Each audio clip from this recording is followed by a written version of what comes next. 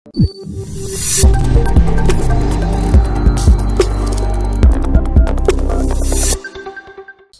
जानते हैं latest news updates. क्या चल रहा है इस संसार में, करंट न्यूज अपडेट्स। दोस्तों, स्वागत है आप सभी का फ्रेंड्स वर्ल्ड टीवी में। चलिए बात करते हैं आज की न्यूज़ की। सबसे पहले बात किसान आंदोलन से। तो किसान आंदोलन के बीच सिंगू बॉर्डर पर शुक्रवार को बवाल हो गया। दोपहर करीब 1 बजे नरेला की तरफ से आए लोग धरना स्थल पर पहुंचे और नारेबाजी करते हुए किसानों से बॉर्डर खाली करने की मांग करने लगे। इनका कहना था कि किसान आंदोलन के चलते लोगों के कारोबार ठप हो रहे हैं। 1:45 बजे तक ये लोग किसानों के टेंट तक पहुंच गए और उनके जरूरत के सामान तोड़ दिए।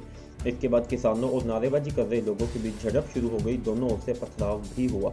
पुलिस ने बीच बचाव की कोशिश की, लेकिन स्थिति बिगड़ते देख लाठीचार्ज करना पड़ा और आंसू गैस के गोले छोड़ने पड़े। इस झड़प में 5 पुलिस वाले घायल हो गए। अलीपुर थाने के SHO प्रदीप पालीवाल भी तलवार से हुए हमले में जख्मी हो गई। बवाल के बाद हरियाणा सरकार ने एहतियातन 17 जिलों में कल शाम 5 बजे तक इंटरनेट सेवाओं पर रोक लगा दी है। इस दौरान केवल कॉलिंग सर्विसेज जारी रहेंगी। शुक्रवार दोपहर हुई झड़प से पहले किसान मजदूर संघर्ष समिति के नेता सतनाम सिंह पन्नू ने केंद्र सरकार पर माहौल बिगाड़ने का आरोप लगाया। उन्होंने कहा कि केंद्र सरकार RSS के लोगों को भेजकर किसानों के धरना स्थल पर माहौल बिगाड़ रही है, लेकिन कृषि कानूनों की वापसी होने तक हम नहीं जाएंगे।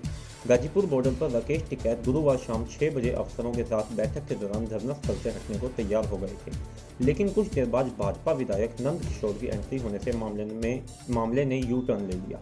नंद किशोर अपने समर्थकों के साथ धरना स्थल के पास पहुंच गए। उन्होंने पुलिस से कहा कि आंदोलनकारियों को रविवार तक हटा लें, वरना हम हटाएंगे। इसके बाद टिकैत भड़क गए। उन्होंने कहा कि भाजपा का विधायक पुलिस फोर्स के साथ मिलकर किसानों को मारने आया है, इसलिए हम अब कहीं नहीं जा रहे। राकेश टिकैत के बड़े भाई नरेश टिकैत ने भी कहा कि अब तीनों काले कानूनों का निपटारा करके ही लौटेंगे। 3 कृषि कानूनों के खिलाफ दिल्ली बॉर्डर पर 2 महीने से जारी किसानों का प्रदर्शन 26 जनवरी को हिंसा में तब्दील हो गया। इसके बाद पुलिस ने बॉर्डर खाली करवाने की कवायद शुरू की, लेकिन भारतीय किसान यूनियन BKU के प्रवक्ता राकेश टिकैत ने धरना छोड़ने से इनकार कर दिया। इसके बाद उनके भाई और BKU के अध्यक्ष नरेश टिकैत ने भी अपने गृह जिले मुजफ्फरनगर में महापंचायत बुलाई थी। महापंचायत में नरेश टिकैत ने किसानों से गाजीपुर बॉर्डर पर पहुंचने की अपील की। उन्होंने कहा, आज हम सब घर जाएंगे क्योंकि गाजीपुर बॉर्डर पर पश्चिमी यूपी के कई जिलों से किसान पहुंच चुके हैं। कल शनिवार से सड़कों पर ट्रैक्टर ट्राली की लाइन नहीं जुटेगी। टिकैत ने कहा कि जिन्हें हमने वोट देकर दिल्ली और प्रदेश की कुर्सी पर बिठाया, अब उन्हें गांव और घर में घुसने नहीं देंगे। उनका इशारा साफ भाजपा की तरफ था।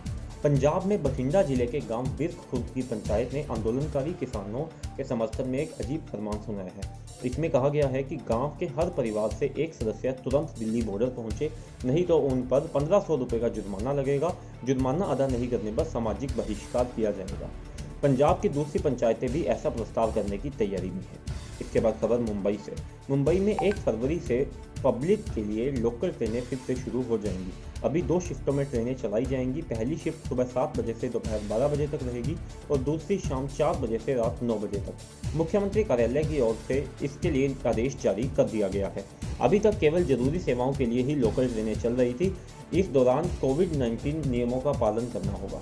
इसके बाद खबर संसद के बजट सत्र से। संसद का बजट सत्र आज से शुरू हो गया। इससे पहले राष्ट्रपति रामनाथ कोविंद का बजट अभिभाषण हुआ।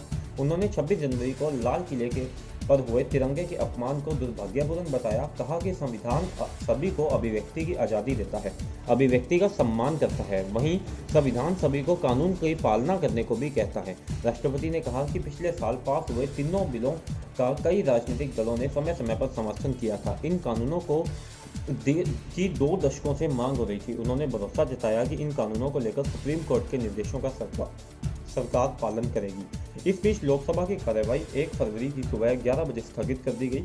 वहीं वित्त मंत्री ने इकोनॉमिक सर्वे सदन में पेश कर दिया है। दोस्तों, इसी तरह की और भी लेटेस्ट न्यूज पाने के लिए बने रहिए फ्रेंड्स वर्ल्ड टीवी के साथ। धन्यवाद।